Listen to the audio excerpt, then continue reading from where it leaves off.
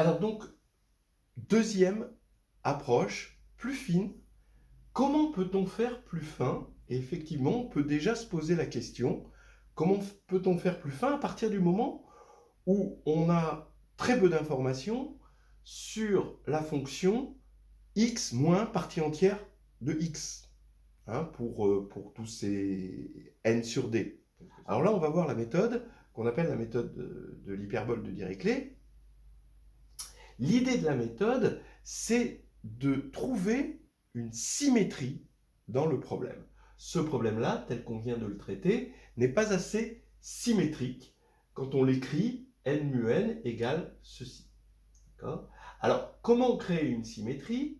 Alors déjà, je vais remplacer l'ensemble des couples dk tels que d divise k avec k inférieur à n par un ensemble plus harmonieux, plus symétrique, dd' avec dd' inférieur à ou égal à n. Bon, on a une bijection évidente, puisque là, si j'ai dk avec d divise k, eh bien, j'ai qu'à prendre d' égale k sur d, qui va me donner un entier, et j'aurai bien sûr dd' égale k, et dd' sera inférieur à n. Et réciproquement, quand j'ai d et d', je pose k ici égale d fois d'. Donc là, ces ensembles sont en bijection. Alors maintenant, ça veut dire quoi? Ça veut dire que puisque je somme sur cet ensemble, je peux aussi bien sommer sur cet ensemble, et je somme des 1 pour d et d', avec d' sont des entiers strictement positifs, hein, et d' inférieur ou égal à n. Et on somme des 1. Regardons ça sur un dessin pour voir cette belle symétrie qu'on a créée. Ici, vous avez l'hyperbole, donc je pose n égale 5, juste pour voir ce que ça donne pour 5. Hein. Donc là, j'ai cette belle hyperbole, donc ça c'est l'axe des d, l'axe des d', c'est dd' égale 5, d'accord, voilà l'hyperbole. Pour d égale 1, bah, vous avez d' égale, donc on est en train de regarder dd' inférieur ou égal à n, donc on est en train de regarder les points entiers strictement positifs qui sont en dessous, au sens large, de l'hyperbole. Donc voilà, pour d égale 1, on a d' égale 1, 2, 3, 4, 5. Donc, hein, on avait vu que c'était le nombre, c'est partie entière de n sur d. Donc là, c'est partie entière de 5 sur 1. Là, ici, ça va être partie entière de 5 sur 2 pour d égale 2. Donc on a 2 points ici, parce que l'autre point, bah, il va passer au-dessus. Ici, on a partie entière de n sur 3, donc de 5 sur 3, donc plus qu'un. Ici, 1, 1.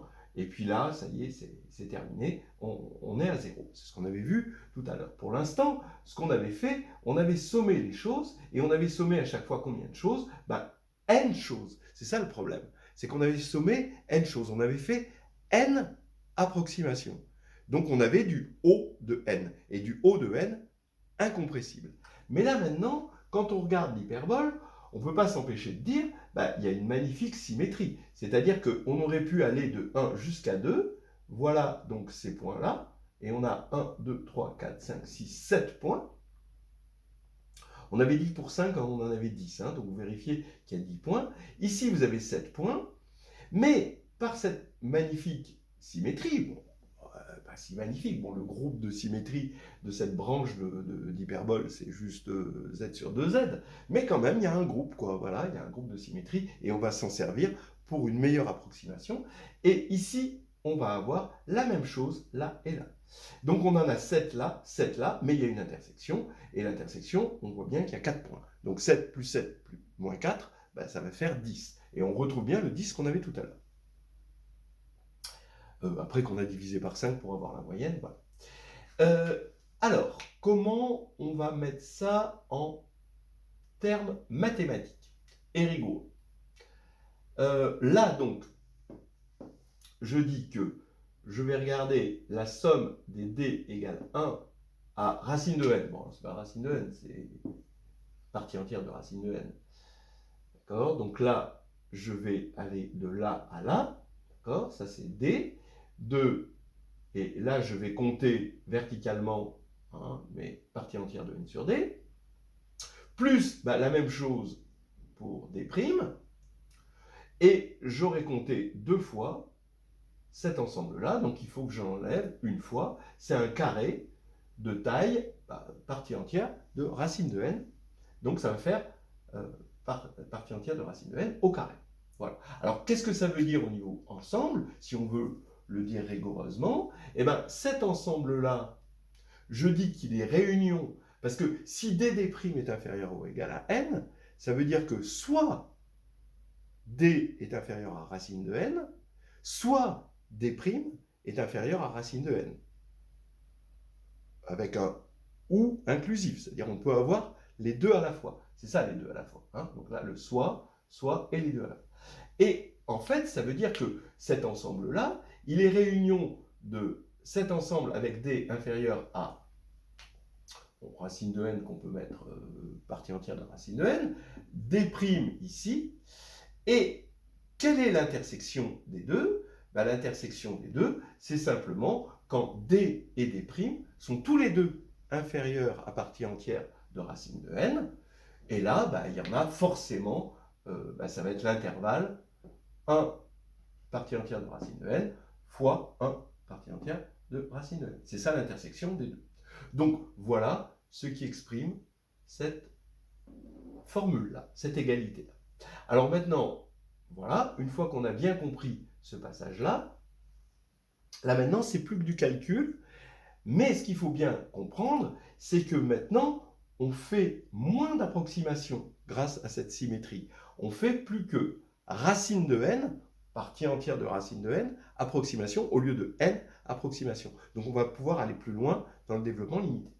On a n mu n égale 2 fois, donc là, parce que ça c'est égal à ça, donc je mets 2 fois ça, et puis j'oublie ça. Alors, on a d égale 1 à partie entière de racine de n. Ici, le partie entière de n sur d, je le remplace comme tout à l'heure par n sur d plus O de 1. Mais je fais moins d'approximation, puisque là, il y en a racine de n en partie entière. Et ici, je vais remplacer le ici par moins racine de n plus O de 1 au carré. Bon, alors maintenant, je développe un peu. Là, ici, je vais mettre n en facteur. D'accord? Pour cette partie de la somme, ici, je vais reconnaître la série harmonique. Ici, j'ai ajouté racine de n en partie entière des O de 1, donc j'ai du O de partie entière de racine de n qui est pareil que O de racine de n, hein, ça on ne va pas chipoter. Ici, quand je vais élever au carré, je vais avoir du moins donc n, et je vais avoir le double produit, donc ça va être du O de racine de n ici. Voilà. Bon, alors ça va. Maintenant, ça y est, je vais pouvoir appliquer ma meilleure approximation. J'ai 2n. Ici, j'ai log de partie entière de racine de n, c'est-à-dire log de racine de n plus grand O de 1, ici. Plus, dans la série harmonique, j'ai ma constante de l'air gamma, plus du grand O de 1 sur racine de n. Hein, ça, c'est dans la formule de la série harmonique. Bon, si j'avais eu n ici, j'aurais eu n ici. Là, j'ai partie entière de racine de n, donc j'ai partie entière de racine de n, mais puisque c'est un grand O, c'est aussi un grand O de 1 sur racine de n. Bon, alors, voilà donc déjà ça. Et puis ici, j'ai moins n plus O de racine de n. Alors maintenant, ça fait quoi? Ici, je peux mettre en facteur racine de n, utiliser la propriété du logarithme, et je vais avoir un O de 1 sur racine de n. Voilà. Que je multiplie par n. Donc ça fait un grand O de racine de n. Donc ici, je vais globalement avoir que des grands O, ici, là pareil, O de racine de n, O de racine de n. Donc tous les O vont devenir des O de racine de n ici. Maintenant, pour ce qui est des choses plus consistantes, là, on va avoir log de racine de n, quand j'ai mis les racines de n en facteur. Je vais avoir log de racine de n, ça fait 1/2 de log de n, qui va se simplifier avec ce 2. Par contre, le 2 va se développer sur 2 gamma, et ici, on va avoir du n que je mets en facteur, et je vais avoir 2 gamma moins 1 ici. Donc la moyenne, ça va être, quand je vais diviser par n, ici, ça va être log de n, ça c'est ce qu'on avait obtenu, mais on avait obtenu du log de n plus grand O de 1, et là ça va être log de n plus 2 gamma moins 1. Voilà, ça y est, on a notre terme grâce à la jolie symétrie de l'hyperbole.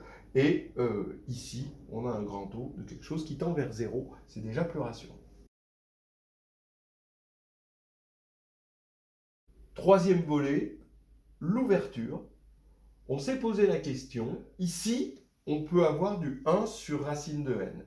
Mais est-ce qu'il est optimal? Est-ce qu'on ne peut pas prendre quelque chose de plus petit?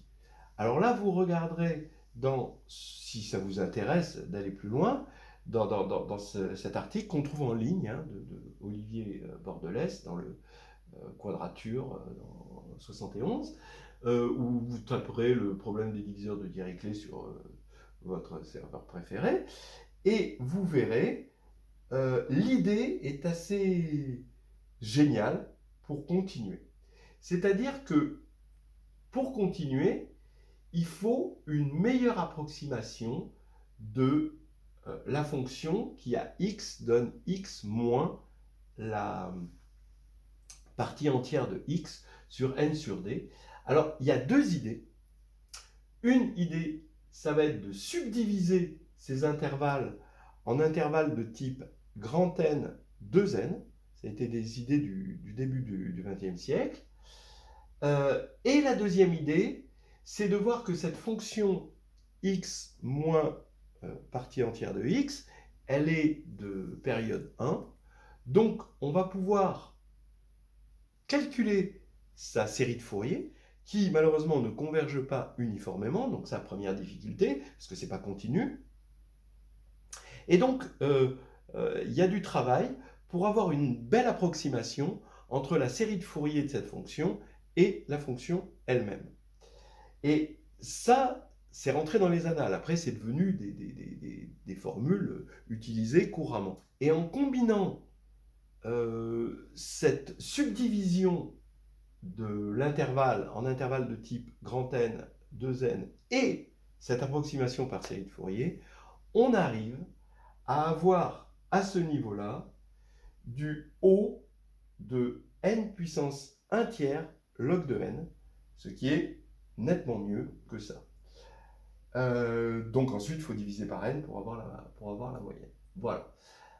Bon, alors ça, c'est des résultats de début du XXe siècle, et ça n'a cessé d'être un problème ouvert, et il y a eu des résultats récents sur ce problème. Vous pouvez voir donc tout l'historique. Et maintenant, si vous voulez faire de cela un développement ou un exercice pour l'agrégation interne, un développement pour l'agrégation interne ou externe, je pense que c'est une bonne idée. Et là, vous avez Oro X et NS, volume 3, donc Francinou, Gianella, Nicolas, page 244. Voilà.